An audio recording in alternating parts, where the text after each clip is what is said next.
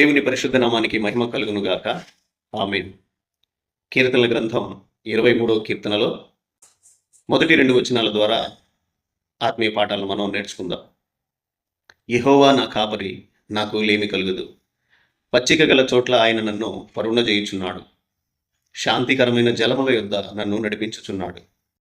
ఈ 2 వచనాల్ని మనం గమనించినప్పుడు, మొదటి వచనంలో యెహోవా నా కాపరి, నాకు లేమి కలుగదు అనే వచనాన్ని గమనించినప్పుడు, కీర్తనాకారుడు దేవుని పట్ల కనబరిచినటువంటి విశ్వాసము చాలా స్పష్టంగా అర్థమవుతుంది.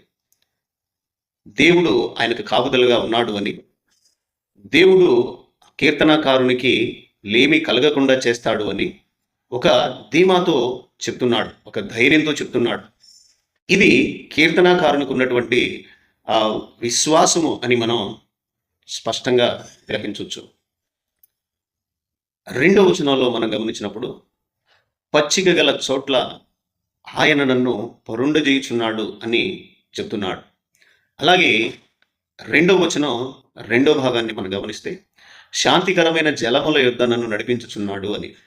ఈ 2వ వచనంలో పచ్చిక అనే మాటని, పరుండజేయుచున్నాడు అనే మాటని, అలాగే నన్ను నడిపించుచున్నాడు అనే మాటని మనం గమనించినప్పుడు, ఆ పచ్చిక ఎవరో కాదు, ప్రభు అయిన యేసుక్రీస్తు వారే. పశువులకైతే ఆహారం గడ్డి మొక్కలు, మనకైతే ఆహారము 2 విధాలుగా ఉంది. భౌతిక ఆహారము, ఆత్మీయ ఆహారం. ఈ భౌతిక ఆహారాన్ని కూడా దేవుడు మనకి సమయానుకూలంగా సమకూరుస్తాడు. అలాగే ఆత్మీయ ఆహారాన్ని మనకు ఎల్లప్పుడూ కూడా ఆయన అందుబాటులోనే ఉంచాడు. ఆ పచ్చిక లేకపోతే ఆ ఆహారము ఎవరో కాదు, సాక్షాత్తు యేసు ప్రభువే ఉన్నాడు. శాంతికరమైన జలముల యొద్దకు ఆయన నన్ను నడిపించును అని కీర్తనాకారుడు చెప్తున్నాడు. ఈ జలములు కూడా ఎవరో కాదు, ప్రభు అయిన యేసుక్రీస్తు వారే. వాక్యాన్ని జలముతో లేకపోతే నీటితో పోల్చడం జరిగింది.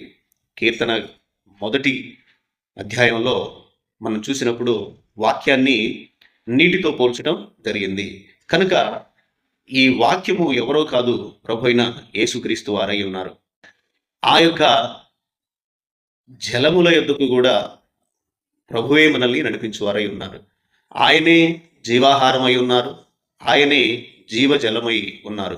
ఆ జీవాహారమైన ప్రభు చెంతకు మనల్ని ఆయనే నడిపిస్తాడు. ఆ జీవజలములైనటువంటి యేసు ప్రభు చెంతకు ఆయనే మనల్ని నడిపించుకుంటాడు. దేవునికి మహిమ కలుగును గాక. ఆమేన్.